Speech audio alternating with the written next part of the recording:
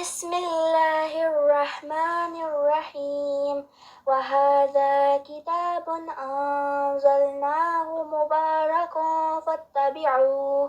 فاتبعوه واتقوا لعلكم ترحمون. أعوذ بالله من الشيطان الرجيم. بسم الله الرحمن الرحيم.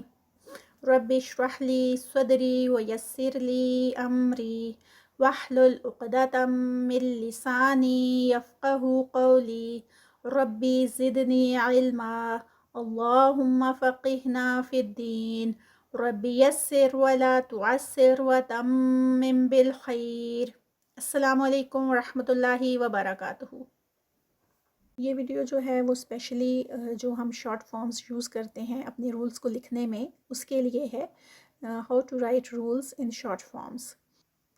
تو اس میں جو لکھنے کا کام ہے، اور جب ہم قرآن پہ لکھتے ہیں تو پورا اخفا لکھنا، اظہار لکھنا، غنہ لکھنا، تو یہ بہت زیادہ جو ہے وہ وہاں پہ کراؤڈی ہو جاتا ہے اور دیکھنے میں بھی صحیح نہیں لگتا۔ تو اس کے لیے یہ ہے کہ ہم شارٹ فارمز یوز کرتے ہیں تاکہ ہمیں پتہ ہو کہ ہم ان کو کس طرح سے یوز کر رہے ہیں۔ جیسے اخفا ہے تو اخفا کا فرسٹ لیٹر آئی جو ہے وہ اخفا کے لیے یوز کر لیتے ہیں۔ اظہار جب کرتے ہیں تو اظہار بھی اسی طرح سے آئی زی اس کو لکھ لیتے ہیں۔ غنہ ہے تو جی غنہ کے لیے یوز ہوتا ہے۔ اقلاب کر رہے ہیں تو آئی کیو لکھ لیتے ہیں۔ قلقلہ کر رہے ہیں تو کیو اٹ وڈ بی انف کہ کیو لکھ لیا جائے تو ہمیں پتہ چل جاتا ہے کہ ہم قلقلہ یہاں پر کر رہے ہیں۔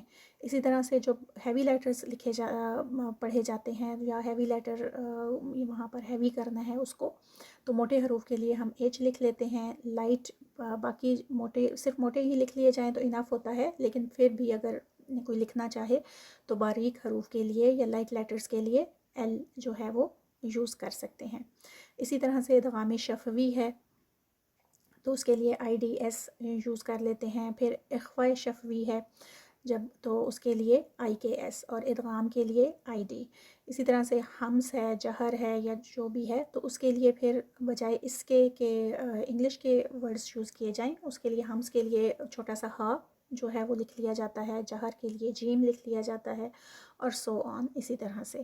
تو یہ صرف اس لیے کہ خود اپنی یاد دہانی کے لیے، ایک تو قرآن پڑھتے وقت کیونکہ ہم مصحف عثمانی یوز کر رہے ہیں، کلرڈ قرآن یوز نہیں کر رہے، جس سے کہ پتہ چل جائے رولز کا کہ یہاں پہ کون کون سا، کیونکہ کلر ڈفرینٹ کلر سے نا وہاں پہ اسپیسیفائی کیا ہوا ہوتا ہے کہ کون سا رول جو ہے وہ کہاں یوز ہونا ہے۔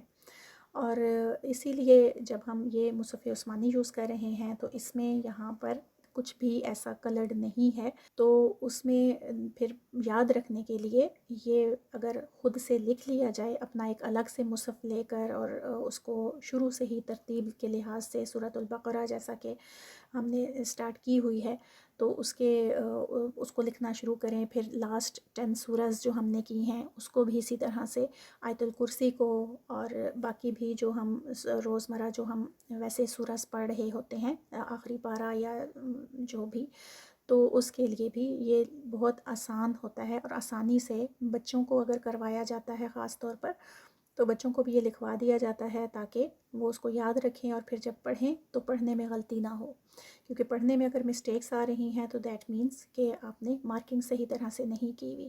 اگر مارکنگ صحیح طرح سے ہو تو پھر پڑھنے میں مسٹیکس نہیں آتی اور پھر روانی کے ساتھ پڑھا جاتا ہے۔ تو یہ اتنی سی ہی یہ ویڈیو ہے تاکہ پتہ چل جائے کہ ہم یہ جو شارٹ فارمز ہیں جو کیوں یوز کر رہے ہیں اور کیسے یوز کر رہے ہیں۔ جزاک اللہ خیراً کثیرا۔ السلام علیکم ورحمۃ اللہ وبرکاتہ جی۔